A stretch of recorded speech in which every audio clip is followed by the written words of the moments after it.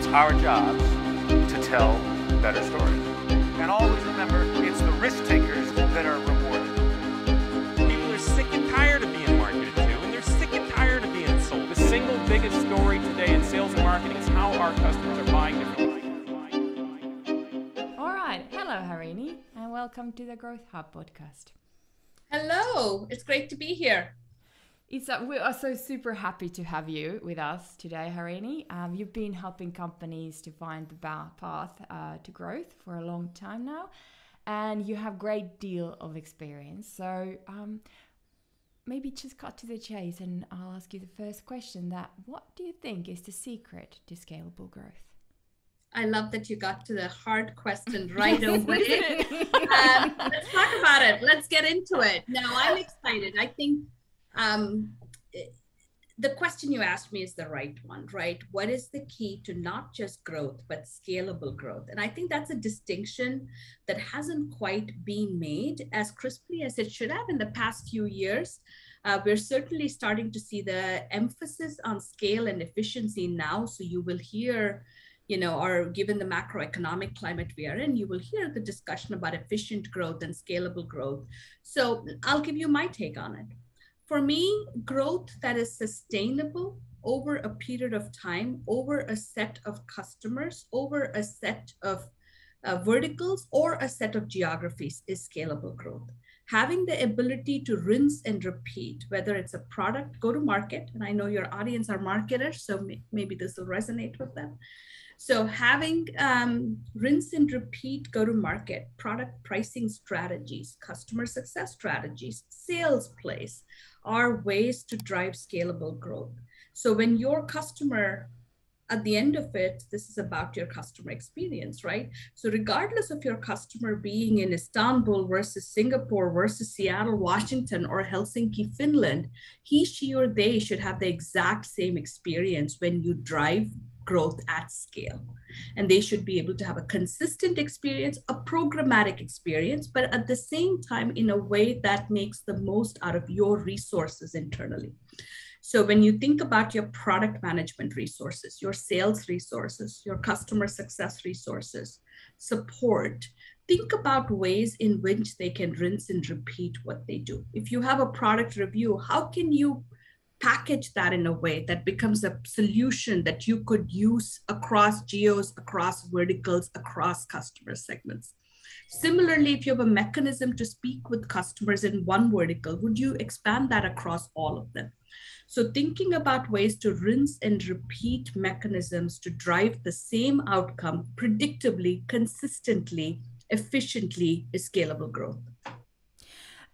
Actually, We've seen quite a lot of technology companies, including SaaS companies, lay off people in recent months, and we, especially in Finland, see a lot of people looking for new jobs. So I'm wondering, in relation to your answer on scalable growth, do you think that these layoffs are a symptom of that companies haven't necessarily gone on the scalable growth path, or do you think it's a symptom of something else? It's many things, right? Each company is unique at the end of the day. Their market position, their own value proposition, their competitive landscape, and their roadmap, their future roadmap, all drive their decisions on resourcing and talent. What I will say is it's important to be thoughtful and intentional about what you need, not just to serve customers today, but for the org you want to build in the future, and then to invest appropriately. And I find that not everyone thinks about it that way, right? You're either over-indexing on serving today's needs, and as a result, you may overhire. And then when that need is no longer there, you find yourself with resources you can no longer leverage.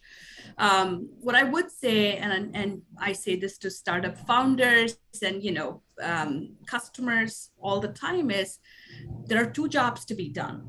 There is a job to be done today. Today's job is to serve the customers you have today. And it's not an or, it's not a but, it's an and. You have to think about how you're building the organization of tomorrow. And as you do that, think about the fact that your businesses will grow and scale faster than your talent will. So you have to overhire from a capability perspective to have the right people in place. So when your business catches up, you have the right people in place, building the right mechanisms, strategies, playbooks for you. But that is a hard debate to do when you're in the now. And I think folks go for the urgent versus the important. And then when the urgent is done, you go, what am I going to do with these people? So being a little intentional about the pieces of the puzzle you're putting together at the workplace, what capabilities you need and what you will need in 6, 18, 24 months from now is an important discussion to have with you and your board.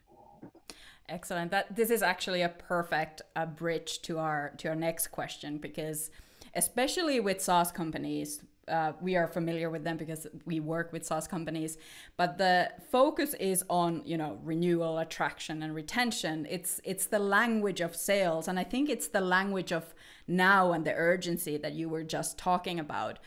But you also indicated in your answer, and we've kind of understood from you before, that companies should also spend more effort on attracting the right talent and building that credibility and knowing how to collaborate with customers. So why do you think those are the aspects that companies should focus more on, rather than the old language, if you excuse me, in quotation mark, old language of like renewal and retention and things like that? Yeah, I think it's a great question. It's a very thoughtful question, right? How are you changing? Words matter, and what labels we call things and people and processes matter, and that's what you're talking about. And we think about things the way they are labeled. So if you think retention, it's a very inward looking process, right? It's a selfish thing. I'm going to do this to retain this customer, which means you may have behavior that is artificial. You may have inorganic things happen to make that retention number.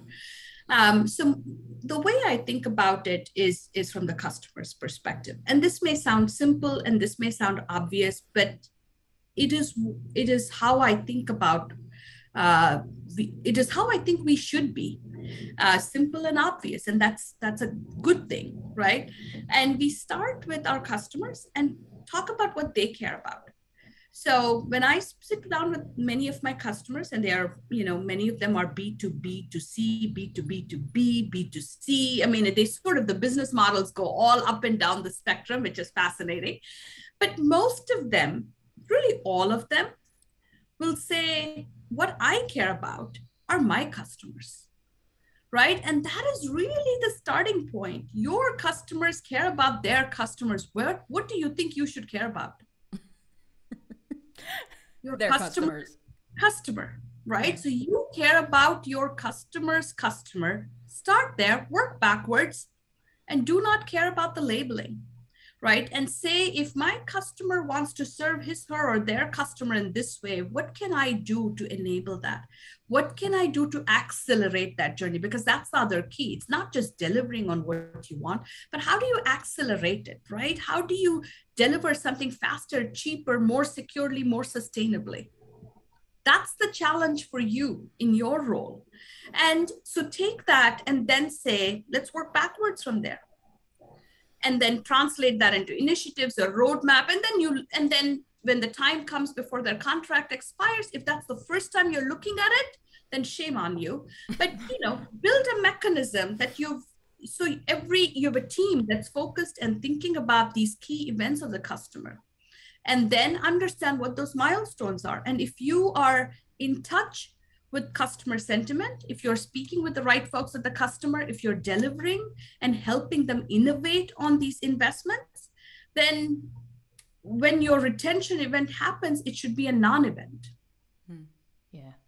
Okay, so we talked about a little bit about those three things that companies should be spending more time on. One of them is attracting right talent, and I believe you're one of the believers in companies finding the right talent. So it's a bit of a double-edged sword in the sense that knowing how complex and costly attracting the right talent can be, then what should companies do to actually get the best and the brightest? Like when we're thinking about scalable growth, then companies might be putting on the same line, you know, scalable growth and then the expenditure of finding the right talent. How do you balance those? And then what should companies be doing to get the best people? It's a question I think about a lot. And I believe as a leader, as an executive, as a leader of leaders, whatever role you're in, getting the right people, the right builders in seat should be your job 1, 2, and 3. If you have the right people in service of your customer, you're halfway through. But what does right look like, right? And I will contribute 3 things to this discussion. 1, talent is everywhere, but opportunity is not. So I'll start by saying, take off your lenses. Our talent sits everywhere, from Finland to Indonesia to everywhere in between. We have great, smart people, but our opportunities to contribute continue to stay concentrated in networks, in geographies, whether it's the Valley, whether it's parts of Europe, right? Do you have to go to Berlin to have the biggest, fanciest startup? Not anymore, right? So I would say we have to level the playing field for talent and have an opportunity for all talent to play a part. That's job 1. Job 2, so make your roles remote. Very easy way to do it is make all of your roles remote if they are not. And I know Europe is probably more advanced than the US about it, but the one silver lining of COVID is we've seen an increase in hybrid and remote work, which has helped people to live where they want to and still contribute to our economies. That's one. The second piece is bet on the capabilities that you cannot teach someone. So anytime, none of us are perfect, right? I have a lot of flaws. I'm constantly learning. But there are certain things I have that cannot be, taught. Everybody has that, like the ability to make high judgment, the ability to have bias for action, as an example, right? The ability to learn and be curious, the ability to be self-critical and say, I don't smell like roses, right? And invite people to say, what could I be doing better? These are things and muscles that are important for a durable, talented hire. And I find that people pivot on things like experience. What did you do before? How can you replicate exactly what you did to do it now? Versus think about these capabilities that are actually going to be the most important determinants of success in a role. So my 2 cents, so that would be my second thing, which is capabilities. Think about, does this person have high judgment, right? Especially in a customer facing role, you're going to be speaking with, broad spectrum executives, individual contributors, engineers, leaders. Can I have this person navigate this landscape with high judgment? To me, that's the single most important thing in an interview. If the person doesn't have high judgment, I stop right there, I'm done. The degrees don't matter, the resume doesn't matter, who you've worked for doesn't matter, right? And I think it's important for each one of your customers listening to this to say, what do I need? What do my customers need? And so use that to create an anatomy of what good looks like for your talent, move beyond resume and degrees and what experience this person has. And the third piece I will say is, I'll repeat something I said before, overhire, right? Your businesses and your customer expectations are going to grow. And if you get people who are just firefighting today, you will find yourself hiring and rehiring in rapid cycles. And that is the most expensive and cost prohibitive thing you could do. And you will end up putting layers in your organization that slow you down, that take you farther away from the customer. So think big when you hire. So proactive hiring in a way. Yeah. What is your take on a kind of cultural fit? Because don't you you have to have a cultural fit, but then again, you kind of have to have someone that keeps on challenging the way you do it, and kind of what are your thoughts on that? I used to have a simpler response for that. Like, of course, yes. I think it's a more nuanced response where you need cultures that are safe. right? So where everybody can come in and feel like he, she, or they can contribute what they need to. And you need folks who are a good fit with their culture, which is you need folks who will generally align with the anatomy, because it is, and depending on the size of your organization, the amount of change you can bring about is a lot, right? So if you're in a smaller organization with then your ability, and if you come in at the right role, your opportunity to impact is higher. But if you come into a big Amazon or a Microsoft and start to challenge culture, you are going to be exhausted on day one. Right? So think about, and this is for maybe individuals who are interviewing or looking for jobs. If you are not finding yourself comfortable with the people you're speaking with, the processes they have in place, it is likely not a great place for you. And I've got a question that is slightly, maybe it's attached to this, but slightly maybe off topic, but diversity and inclusion. What's your take on that then, if you're kind of on top of this? Why? Because it's really a hot topic at the moment that everyone wants to be kind of open-minded and be as respectful for every kind of people. Then what's your take on that? I have many takes on it, but this is what I'll share. Start with your customer as always. Does your workforce represent your customers? That is a good thing. Yes. Does your board represent your customers? Does your leadership represent your customers? Go from there. I love that. It sounds so simple when it's put like that. That's my golden nugget from this. Thank you. You could, of course, dive deeper, and I'm happy to, because it's a subject very passionate and close to my heart. I've been the only in many rooms. And I have to say, and these are broad, I have to be careful because there could be broad generalizations. There are rooms, and this is one reason why I feel I have a strong fondness for countries like Finland, is there are rooms in which I felt completely accepted and embraced for who I was.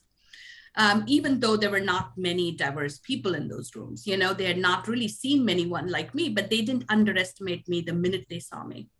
And so thank you to the good folks at Aalto. If you're listening, you were an amazing partner while I was still in Finland. And there are other places where, even though they know exactly what I bring to the table, they continue to underestimate me because I don't look like them. I don't speak like them. I don't dress like them. I don't drink beer, any one of those things. So I think it's important to create environments and tables that are large enough for everyone, because it's in service of your customer. And for leaders, create psychologically safe spaces. I know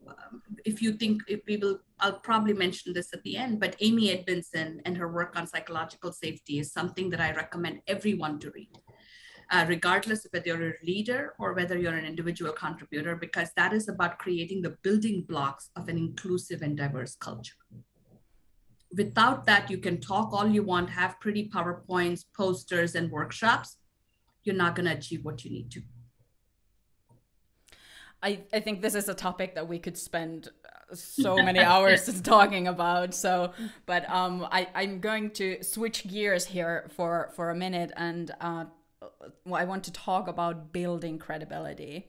That's one of the things that is one of the, I suppose you could say, building blocks for scalable growth. But building credibility, or a company being credible, that can mean a whole lot of things. So from a growth perspective, what is credibility to you, and how do you start building it, or how do you go about building it as a company? What company is credible? That is a loaded question. Again, that's interesting. But I'll talk about what are the attributes that make a company and an organization credible, right? For me, and again, credibility is defined differently, depending on where you sit. But for me, here are some factors that make credibility. It's about understanding purpose and your mission and why you are where you are. I think that's job number one. If you think you are here to sell semiconductors, but people think you're here to sell something else, that is a problem with credibility, but there's a problem with your purpose and mission and how you've communicated. So that's one. The second thing is to building a culture of learning, right? Credibility comes when you acknowledge what you don't know and to be open to learning and evolving and asking questions. So to me, a credible culture is a culture that encourages questions. Ask why, what, so what, right? And a culture that encourages that is a culture that cares about credibility. So to me, those are sort of the two hallmarks. Be clear on mission and purpose, and create and foster a culture of learning. So transparency as well. Yeah, transparency. I very simply, as a person, for me, it's mean what you say and say what you mean. Awesome. Okay. Well, those two, like we discussed the attracting the right talent and building the credibility, and then we have the third point of growth, and that's the collaboration with your customers. And this is something that I guess all of the companies already think that, hey, we already do that, but there is probably a lot that they're not taking full advantage of. Would you agree with that? And what do you think that companies should be doing more? So, collaboration with customers is a very large spectrum of things, right? But I think if we start, like I said, with our customers in mind, you will quickly identify opportunities to work together. And those can, for me, you should think about a big tent approach. That's what I will say, because your situation will change. But think about the biggest tent approach, which means more people, bigger the problem, better the solution, right? So on a sliding scale, it's tempting, especially when things are complex and it's hard. You want to pick the smallest thing and make it super successful, right? Go the other way. Pick the biggest tent and look for that to establish trust and ownership with your customer. It could be that they're on a product launch that's struggling. How could you help with that? Is it having co-engineering, co-solutioning? Is it providing go-to-market support? Is it by sharing some of your customer references that could help with them? So sort of think about things more broadly and think every crisis is an opportunity versus a crisis and it's escalation and you need to close on it. If there's a product feature that's not working, ask, why is it not working? Can we double click? What happened here? What was the use case? So engage and lean in. And I think co-solutioning with the customer is really the best way to collaborate, because it gives them a better product or solution or a service than what they set out to achieve. You learn more about your customer, you've contributed, you've built a relationship and earned trust in a real way based on what you have shipped and delivered as opposed to talk. And all of those are good mile markers. This idea of thinking about your customer's customer, I love it, and I think it sounds great in an ideal situation. Yeah. I have a feeling that a lot of companies in their like day-to-day urgency and things need to happen and we need to get new clients and things like that, that thinking is probably lost or is easily lost. So I'm wondering, what's your 10 cents on how can companies keep that in mind, and who's responsible for keeping that in mind? What does that require from a company culture? Yeah. Because if it's a growth officer or something who's the only one thinking about it, it's probably not gonna come through. Am I overgeneralizing here? No, I do think it's everybody's job, but so I'll say two things. You asked a few questions in there and I'll say, sorry. No, that's okay, because these are complex issues, right? So what I will say is, why should we care about our customers and their customers, right? And I would say at the end of the day, do it for selfish reasons. In this economy where everyone's prioritizing, especially and making trade-offs, but any other time, people and customers are constantly prioritizing. What do I spend my time on? What do I spend money on? What do I spend my valuable, these highly expensive resources on? If you align with their priorities, you just have a better chance of making it above the line. So it's as simple as that. It's from a selfish, can I get my job done perspective, you need to care about it. And things that impact their customers, right? I had a food delivery startup. And they, you know, I don't know if I've shared the story with you, but there are a couple of different food delivery startups, all of which happen to be my customers, and I love them all.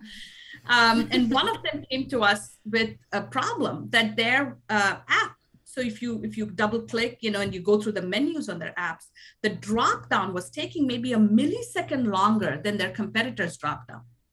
And that was getting people to switch from their app to their competitor's app. Mm-hmm. That is the problem they wanted to solve. They wanted to get people to stop switching. To stop switching would mean that the drop down needs to be faster. And they said, that is what you can help us. So I could have gone in and pitched, you know, do AI, ML, this and that and all of that. But you know what? They gave us the opening. It's what they cared about. The board cared about, because it was X revenue, it was Y customers, Z sales. And so we said, great, let's work on what that is. Turned out there was a great AI ML solution required to fix it. So in some ways, I think it's important the customer is there. They know their problems. Start there. You will be able to achieve everything and more that you want to. The second question you asked is who owns it? And I think it's an and answer, right? I feel like if everybody owns something, nobody owns anything. And I worry about that. But I also think we need centers of gravity for different things, right? So you need a technical center of gravity with like a solution engineering role who can advocate for you with the product team, right? You need an account sales center of gravity, and then you need customer success to be connective tissue for everything else, to be growth. And these roles are interchangeable, right? It depends on where you are, but I would generally say if one person tries to do everything on behalf of a customer, you're likely going to fail. But if one person can be the conductor in an orchestra, right? Think about it that way, where you have different work streams and different accountability. So you have a support, you know, somebody who's working through a support escalation, somebody else who's working through a sales escalation, and you have a role in growth or customer success that's coordinating this to make sure that we sing in symphony and not in cacophony. That's valuable. That's awesome. Kind of thinking about that, do you actually have some kind of tools and frameworks that you use to get that kind of holistic view of your customers? Or customers? Yeah. Exactly. Multiple different things. I would say, you know, there's many tools in a toolkit. Use ones that feel real and natural to you and the stage of the company you are at. But for every customer, I like to sit down and draw like a value map that addresses their customers' priorities. So we start there, right? And that value map is a shared accountability list among the internal teams. So their goal is not internal goals, their goal are the customer goals. But I have so that's a mechanism called the value map, which documents the customer priorities and then translates that by work stream into initiatives with the accountability matrix against it and milestones and dates, making it very real. If you aggregate them, then we have multiple different mechanisms, survey mechanisms to get voice of the customer. I struggle with surveys because I think you should know what you want to know about your customer without them having to fill out 5 other questions. You know, the product, I believe in instrumentation being baked into the product, especially in the SaaS world. There should be no excuse to go back and ask a customer things that you could already see from their product usage. I'm also a big believer, you know, so all of the data, like, you know, look at usage data, look at adoption data, look at what services they adopt as an example, and then supplement it with the anecdotes. And to me, the anecdotes come from forums like the Customer Advisory Board, where you bring together people, you know, representatives and have them speak with each other, and you be a fly on the wall and listen to what they are saying, and you get a lot on what they want and where they're going. So I'm a big believer in sort of those high touch events supplemented by digital scale mechanisms like surveys and conversations like value maps. Thank you. I love this talk about customers, because in our line of work, we emphasize that marketing should have a deep understanding of their customers. Like, obviously we believe that the company as a whole should understand their customers anyway, but for us it's obviously a marketing is what we work in, and marketers are usually the people that we work with. So what would be your advice to these marketers who are maybe in companies who are not necessarily yet diving that deeply into their customer's customer, and maybe these marketers are trying to sell the idea of knowing those customers much better, and they're trying to sell that idea up the kind of the company hierarchy. What's your advice for them? What should they be doing, and how should they be making those arguments? Yeah, it's a good question, right? If you're in a culture that's not thinking about it, how do you sort of do the bottoms up? And that can be hard. What I would say, I believe in the power of questions. So start by asking questions. What does good look like when we are done with this? Is one question to ask. Then expand the question. The first response to this, to a question like this, will always be internal. You will achieve X% growth internally. Great, awesome. Expand the question. What does good look like to the customer when we do this? That is the right place to start. And then people start to think, oh, well, let me think about it. And that gets you thinking. So I think asking the question about what an outcome will look like for the customer when you're done with all of this activity is the right way to get people to focus on what the real goal should be. Once you have that, then you have the permission, so to speak, to work backwards. Once somebody helps you, you help them get there, but really they think they're helping you. Once you have that vision, and then you say, well, if that is where we want to go, let's think about what we're doing today. Are we doing XYZ things? Are we solving this problem with the work streams we have in place? Are we solving that problem? Will the customer be a reference for us when we're done with this? Will they recommend us to another customer? Will they bring us to their board and talk about how we are partners with them? No? Well, how do we fix that? So to me, it's the powerful questions you ask, but you start with what good looks like for the customer when you're done with your journey. I like that. Instead of just kind of like banging the truth to people's head, we need to be doing this and we need to be doing that. That never works, because that often leads to a defense reaction to it. But it's that kind of questioning to reach the light bulb moment in the other person's mind. So yeah, exactly. Yeah. What's your experience that how many companies are actually, working like this? And implementing this kind You're of obviously thing. not working with every company in the world. We understand. No, yes, we do understand that. But get your point of view. I think we also have self-selection bias, right?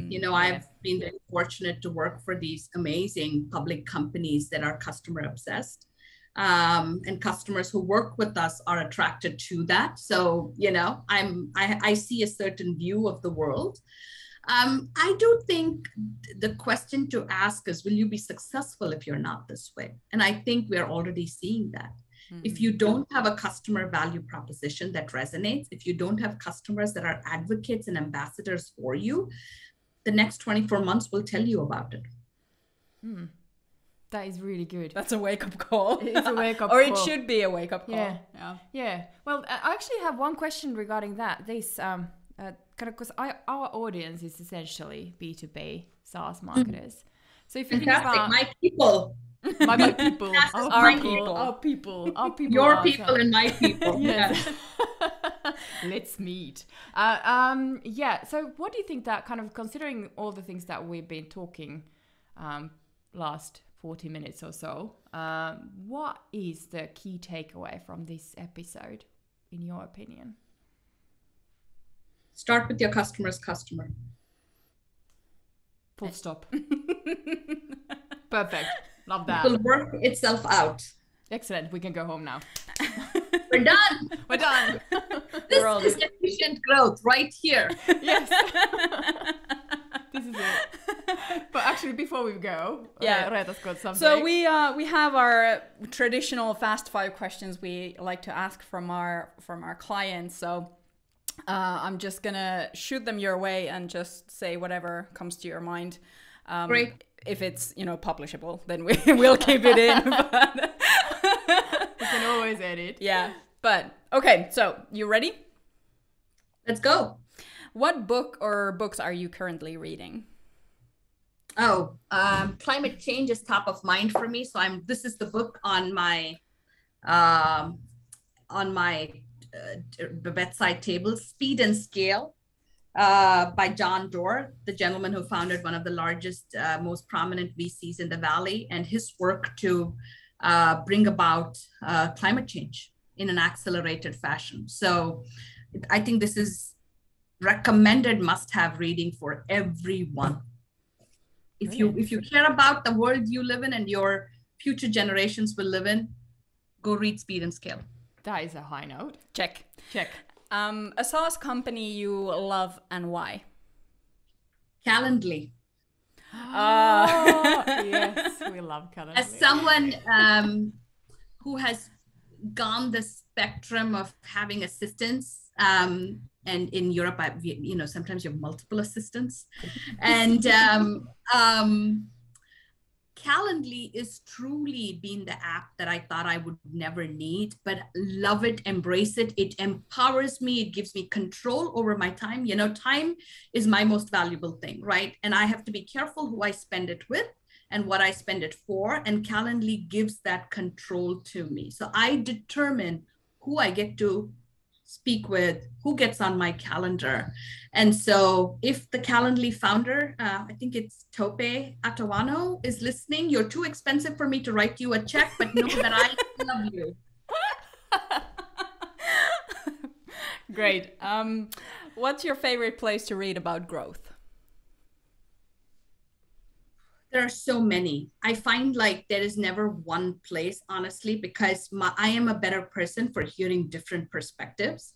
So I seek perspectives from many, many different places, from newspapers, like I'm a good sort of Financial Times reader sort of person, to blogs run from the Valley. The Clouded Atlantic is one. There's so many that I source, but at the end of the day, there is never one place to find all your answers. You have to look at least 8 different data points to source to get to what you think good looks like for you. What is the most important growth metric? NRR, net retention revenue. It's the best way to understand, are your customers being advocates, and are you keeping them happy, and are you adding more to the mix? It's not the best. It's the best we have right now. Okay.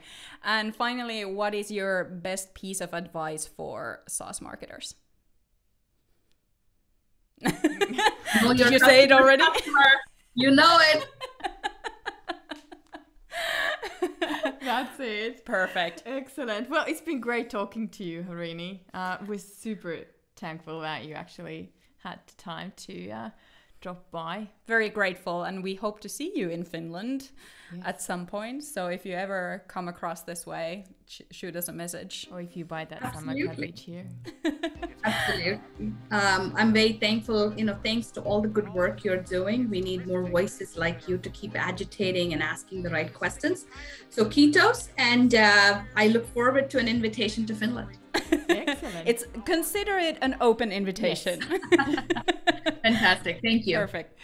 That's it. Thanks everyone for listening. We hope you enjoyed it.